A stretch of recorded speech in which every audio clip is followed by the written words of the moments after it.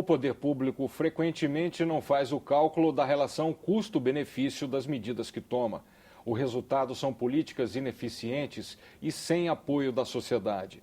Um estudo feito aqui no Senado apresenta fórmulas que ajudam a quantificar os benefícios, custos e prejuízos eventualmente causados pelas leis votadas pelo Parlamento e também das ações do Poder Executivo. O Cidadania conversa agora com o consultor legislativo Benjamin Miranda Tabaque, responsável pelo documento que tem o título A Análise Econômica do Direito, Proposições Legislativas e Políticas Públicas. Benjamin, obrigado por ter aceitado, obrigado por sua presença aqui.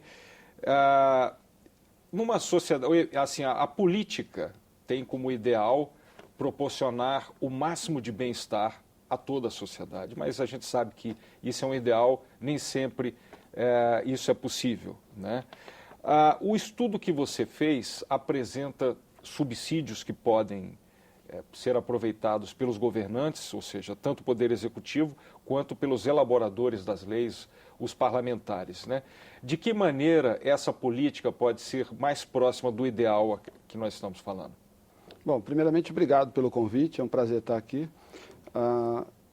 O artigo que eu desenvolvi sobre análise econômica do direito, o foco era avaliar um dos aspectos, ou seja, quando a gente usa análise econômica do direito, a gente basicamente está tentando utilizar algumas ferramentas que são usadas em economia para se pensar o direito. Então a gente faz perguntas do tipo, é possível que determinada norma não atinge os objetivos a quais ela se propõe? E muitas vezes, quando você analisa usando algumas ferramentas da economia, por exemplo, como teoria dos jogos, é possível concluir que muitas vezes algumas proposições legislativas ou até mesmo algumas políticas públicas não deveriam surtir os efeitos mais, vamos dizer assim, desejáveis para a sociedade. Então é preciso fazer uma análise mais abrangente, usar essas ferramentas para pensar com bastante cuidado, né, as políticas públicas, pensar aí as proposições legislativas, para que a gente possa, vamos dizer assim, otimizar os recursos, né, da sociedade que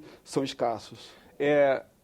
Um pressuposto desse trabalho, dessa análise econômica, me corrija se eu estiver errado, é que para que alguém ganhe com a medida é preciso que alguém perca, ou nem sempre esse pressuposto existe? Não, esse pressuposto, isso pode acontecer, é possível ter uma medida onde todos vão sair ganhando, mas, vamos dizer, é relativamente improvável, ou seja, em geral, quando você introduz alguma medida, faz alguma política pública, você acaba tendo um foco num determinado grupo e pode ser que outras pessoas não sejam prejudicadas. Por exemplo, no caso, vamos pensar um exemplo bem concreto. Você quer construir uma determinada usina hidrelétrica para aumentar a eficiência e potencial de energia elétrica do país. Então, uma série de consumidores de energia vão ser beneficiados, mas muitas vezes pessoas que moram ou vão ser diretamente afetadas pela construção estariam sendo prejudicadas. Então, a ideia de fazer uma análise econômica disso seria, por exemplo, fazer uma análise de custo-benefício e avaliar até que ponto, para a sociedade como um todo, de fato, aquela construção ela é benéfica ou não. Então, é pensar um pouco esses ganhos e perdas para a sociedade, e a gente discute no artigo a ideia de eficiência. Ou seja, essas políticas vão ser eficientes quando a sociedade sai ganhando ao final, né, com a implementação daquele tipo de política ou de medida, ou de, vamos dizer assim, construção de uma determinada hidrelétrica, pensando assim um caso bem concreto. Continuando com esse exemplo, que além de prejudicar os moradores da área que vai ser inundada pela hidrelétrica, há a questão ambiental, né? Ou seja, o desmatamento que é provocado, as consequências sobre o aquecimento global, ou seja, de que maneira essas ferramentas da análise econômica do direito permitem esclarecer essa questão e aí, ou seja, chegaremos à conclusão se vale a pena construir hidrelétrica ou não. Sim, essa é uma pergunta interessante porque quando a gente analisa a teoria econômica, hoje existe já um novo ramo da teoria econômica chamado de economia comportamental, e eu falo um pouco disso no artigo também, ou seja, a análise econômica do direito comportamental, que é entender que a maioria da população, em geral, todos nós, somos sujeitos a uma série de vieses cognitivos e muitas vezes nós temos, por exemplo, o que a gente chama de racionalidade limitada, então a gente precisa levar isso em conta na hora de pensar as políticas públicas. Por exemplo, eu acho que um dos fenômenos interessantes é de que quando a gente está, por exemplo, eu decidi que eu vou implementar uma determinada hidrelétrica, isso vai ter um certo impacto ambiental, muitas vezes esses impactos eles vão acontecer num futuro longínquo, enquanto os benefícios eu vou conseguir coletá-los agora no curto prazo. Então, quando eu faço essa comparação entre curto e longo prazo, a gente já precisa tomar um pouco de cuidado, porque a gente precisa também cuidar do longo prazo. E isso é um fenômeno, ou seja, muitas pessoas sofrem de vieses onde a preocupação é muito clara no curto prazo, mas elas não têm tanta preocupação com longo prazo. Então, a gente precisa levar isso em consideração na hora de pensar políticas, inclusive até na hora de, por exemplo, avaliar como as pessoas estão escolhendo uma determinada política que muitas vezes tem um efeito benéfico de curto prazo, mas pode trazer malefícios no longo prazo. Então é preciso, eu acho que o grande ponto da questão da análise custo-benefício e da análise econômica do direito é de que a gente precisa deixar sempre os custos e os benefícios bastante transparentes.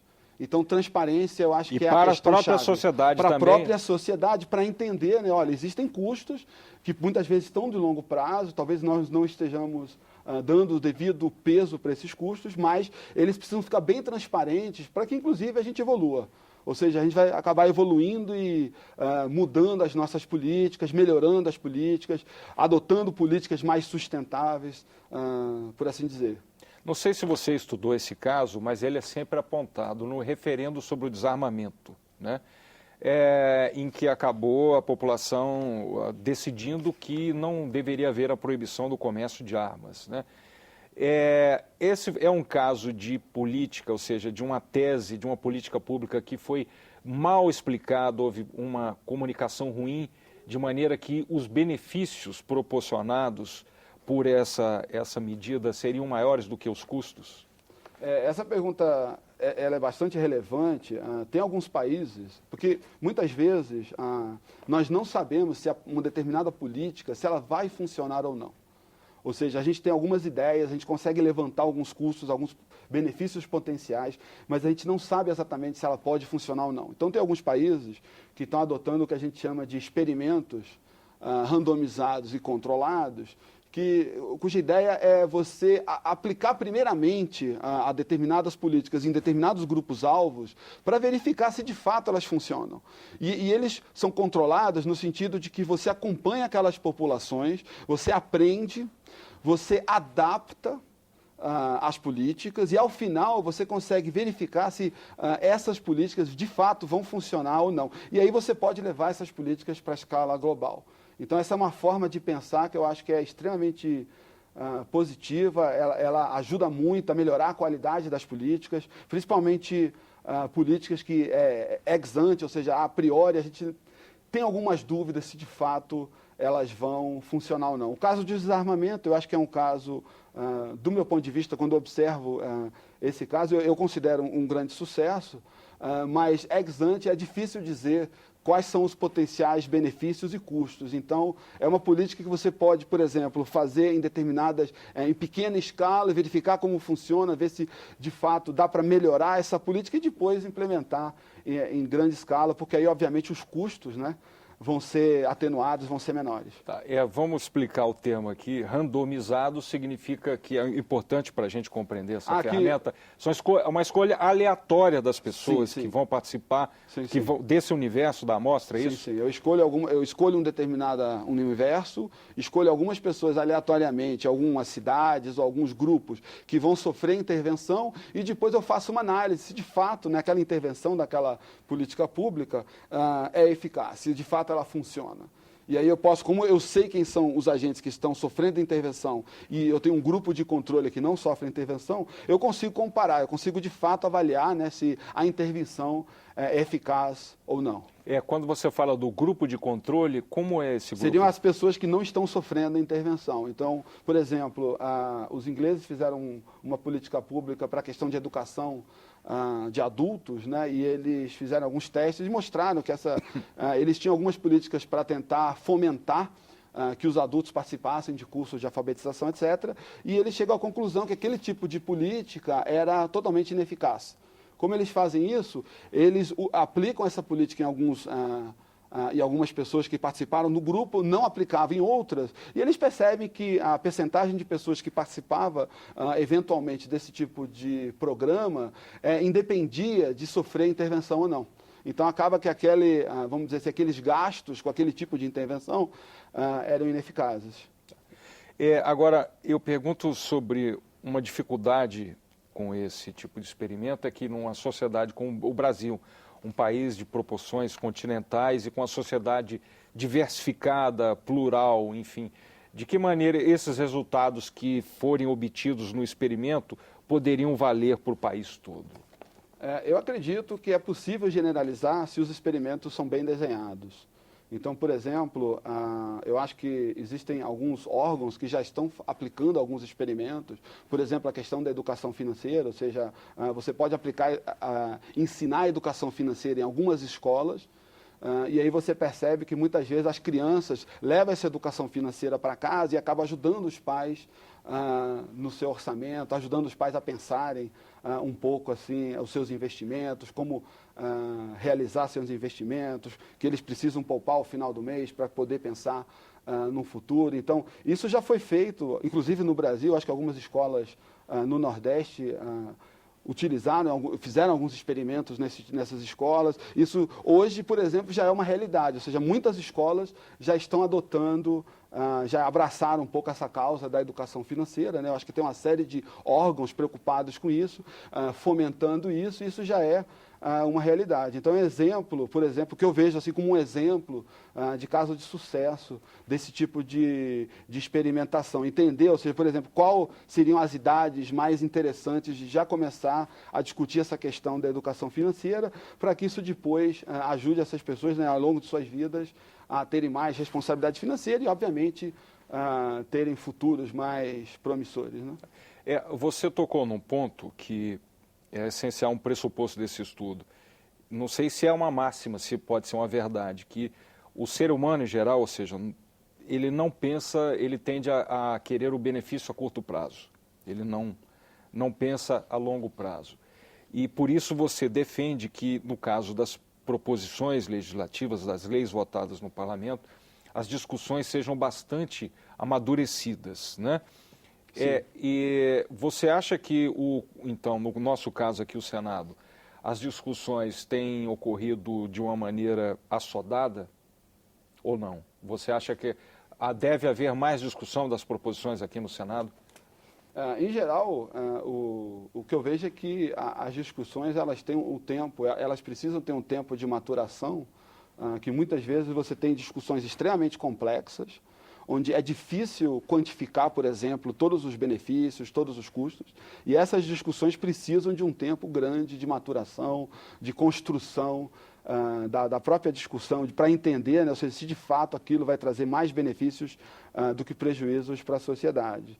Aquelas que me parecem que são mais apressadas são as medidas provisórias, porque elas têm aquele trâmite acelerado e, em geral, essas realmente acabam sofrendo um pouco de uma discussão mais empobrecida, muitas vezes porque o próprio executivo deveria mandar uma análise de custo-benefício bem consistente, que embasasse todos aqueles itens das próprias medidas, mas nesse caso eu acho que você poderia ter assim trâmites um pouquinho mais, vamos dizer assim, mais lentos, para que se possa discutir mais, se possa avaliar mais todas as consequências, né, possíveis. Que a pergunta é essa, ou seja, a introdução daquela norma traz consequências desejáveis para a sociedade? Então, isso são temas complexos, né? Na realidade, tem toda uma discussão se o legislativo deve produzir muitas leis, e muitas vezes, na hora de avaliar o legislativo, se olha o número de leis.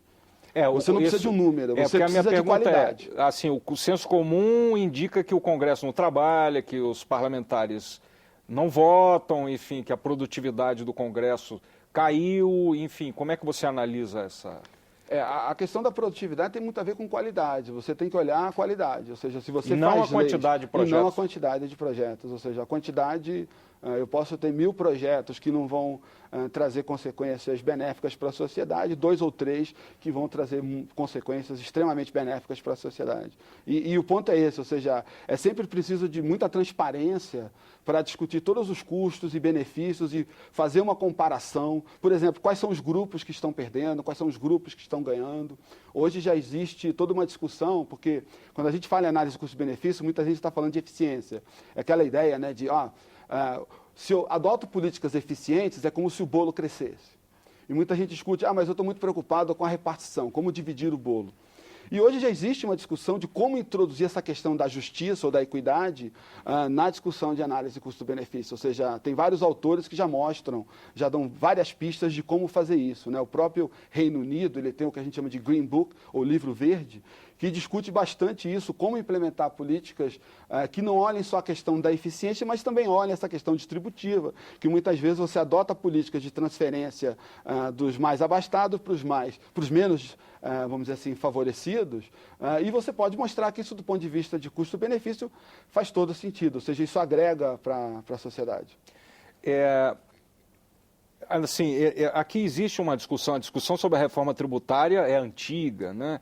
Aqui temos o projeto que unifica as alíquotas do ICMS, mas sempre alguém vai ganhar e alguém vai perder. E sempre esteve na mesa a discussão a questão das compensações, né? Nessa análise, as ferramentas, elas prevêem algum tipo de compensação para os perdedores? Isso eu falo em qualquer projeto. Sim, quando a gente pensa a questão da eficiência, ou seja, você basicamente vai olhar ganhadores e perdedores e ver se para a sociedade aquelas determinadas medidas, se elas são benéficas ou não. Ou seja, se os ganhos são maiores do que as perdas. Ora, se nós temos que os ganhos são maiores do que as perdas e a medida, por definição, é eficiente, então é possível fazer algum tipo de redistribuição para fazer com que, ao final, aqueles que estão perdendo ou percam menos ou saiam ganhando aí com essas medidas. Então, sim, a resposta é positiva, é possível adotar medidas de compensação que, ao final, levem a sociedade aí para uma situação de maior bem-estar. Você pode dar um exemplo recente, enfim, de uma política pública eficiente de acordo com essa metodologia ou de uma lei aprovada aqui no Congresso que seja eficiente do ponto de vista da sua análise? Bom, uma que eu acho que foi eficiente, claramente, é a questão do desarmamento, que você mesmo apontou aqui. Ou seja, a questão do desarmamento... Embora a população tenha optado por não restringir, não proibir o comércio. Exatamente. Ou seja, hoje, por exemplo, é difícil encontrar armas. A gente tem, assim... É difícil encontrar armas, a população está mais, do meu ponto de vista, a população acaba ficando mais segura. Tem a questão do contrabando, mas que não é, aí a questão de repressão ao contrabando de armas. Isso. Mas você vê, por exemplo, muitas vezes invadem quartéis da polícia, invadem quartéis do exército. Por quê? Porque está faltando arma no mercado e eu vejo isso como uma coisa extremamente positiva. Você cita um exemplo no estudo, uma possível lei para combater a corrupção, né?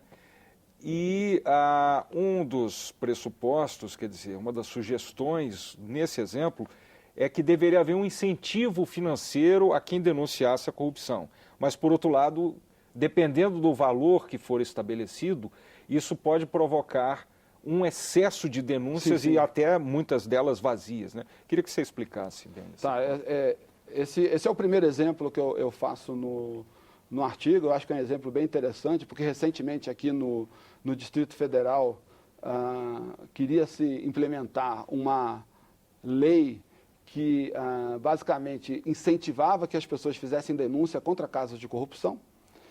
E esse incentivo seria na forma de dinheiro e muitas vezes está se discutindo qual seria o tamanho do incentivo. Essa lei acabou sendo vetada pelo então governador, mas a lei ela traz um pouco esses elementos de análise econômica do direito. Ou seja, a lógica é de que incentivar quem denuncia atos de corrupção é boa, do ponto de vista da análise econômica do direito. Por quê? Ora, porque para denunciar alguém, eu tenho uma série de custos privados. Por outro lado, quando eu denuncio alguém, que está, por exemplo, envolvido em algum caso de corrupção, a sociedade sai ganhando. Quando essa denúncia aparece, esses valores, por exemplo, podem acabar retornando aos cofres públicos. Então, a sociedade desde que ela esteja ganha, fundamentada, que seja... Exatamente, a sociedade ganha, mas eu, por exemplo, que estou fazendo a denúncia, tenho todo o trabalho de fazer a denúncia, acabo incorrendo apenas em custos privados, mas eu não tenho nenhum tipo de benefício privado. Então, a lógica é fazer com que você aumente o número de denúncias.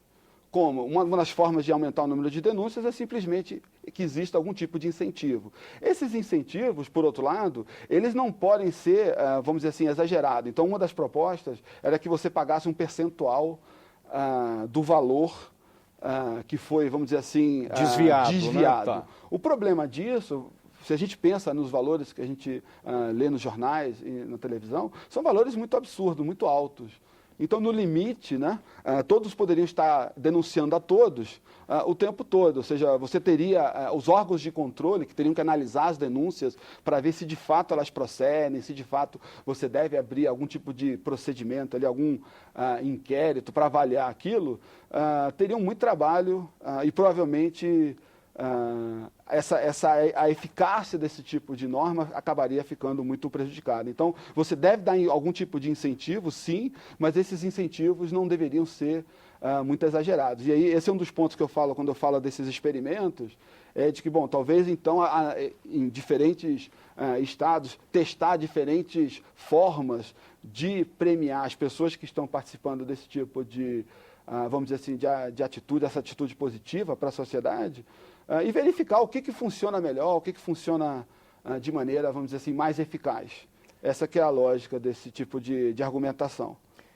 Nós estamos falando da análise econômica do direito e é claro que aqui você não vai poder demonstrar, mas tudo isso que a gente está falando, a relação custo-benefício, isso cabe em fórmulas matemáticas, é isso?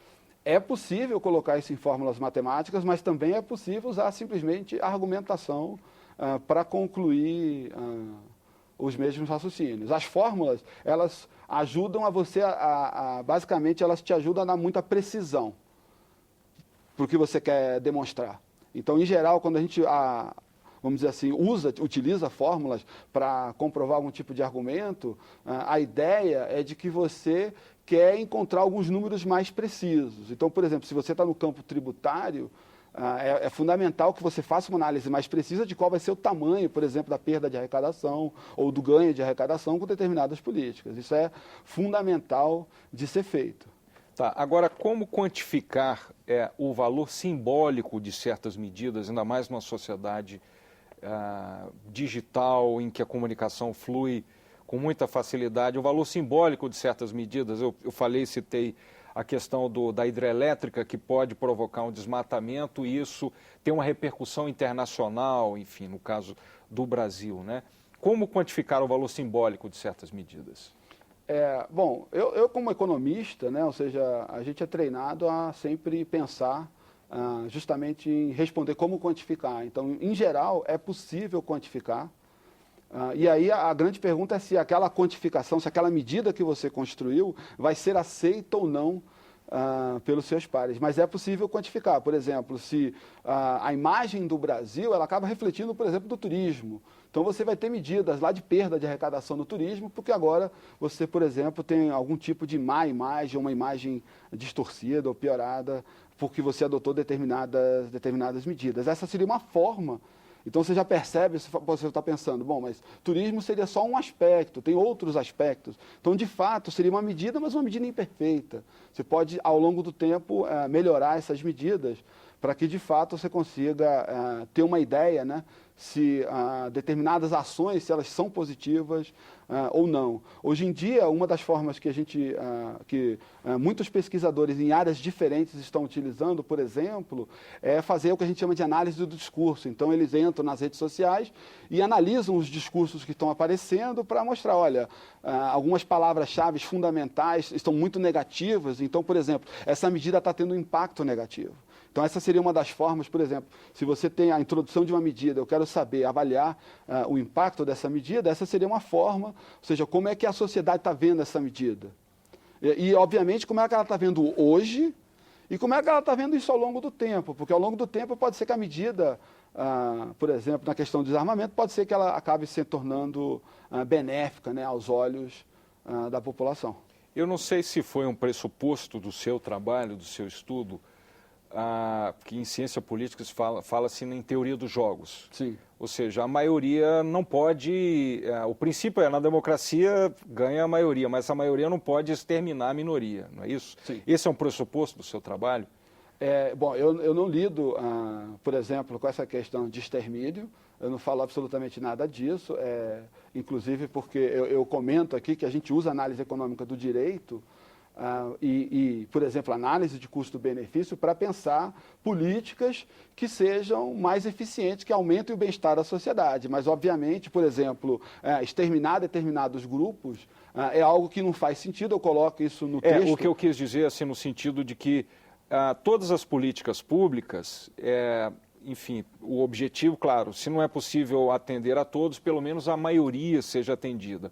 Mas, de qualquer maneira, as minorias não podem perder sempre por causa desse raciocínio. Foi nesse sentido que eu perguntei. Sim, sim. Mas, de qualquer forma, é possível, então, definir o ponto, então, quando eu discuto essa questão, nessa parte do texto, quando eu estou terminando a questão da análise custo-benefício, é que nós temos que definir, então, quais são os objetivos daquela política pública. Ou seja, pode ser que a análise de custo-benefício não seja a única forma de decidir. Ou seja, eu quero, por exemplo, proteger uma determinada minoria, e isso tem que ficar claro. E muitas vezes a pergunta é, mas para proteger essa minoria, eu estou adotando uma política que, de fato, atenda os critérios de custo-benefício? Se eu estou fazendo essa política para atender uma determinada minoria e estou atendendo os critérios de custo-benefício, esse é um objetivo legítimo, né, que o legislador e o próprio formulador de políticas pode perseguir. Isso é uma coisa que eu discuto no artigo, de que você tem que esclarecer quais são os objetivos da política e pode ser que eu vá ter outros objetivos que não apenas essa questão da eficiência, mas também, por exemplo, eu estou muito preocupado com a questão da equidade. Rapidinho, se o público quiser ter acesso ao seu documento, como é que ele faz? Qual é o endereço? O endereço é no website do Senado, na parte de estudos legislativos, é o texto para discussão número 157, é um texto que saiu agora, em outubro, e está disponível. Qualquer um pode baixar o texto, ler, imprimir, fazer o que quiser com o texto. Estamos chegando ao final do programa, eu quero agradecer a sua presença aqui e esperamos tê-lo em outras oportunidades aqui no Cidadania. Ok, obrigado, eu agradeço aí o convite a poder participar aqui do debate. O Cidadania acaba de entrevistar o consultor legislativo do Senado, Benjamin Miranda Tabac, autor de um estudo que indica como fazer a relação custo-benefício de leis e medidas governamentais. Continue mandando críticas e sugestões. O 0800 61 2211, que é o número do Alô Senado, está à sua disposição para isso.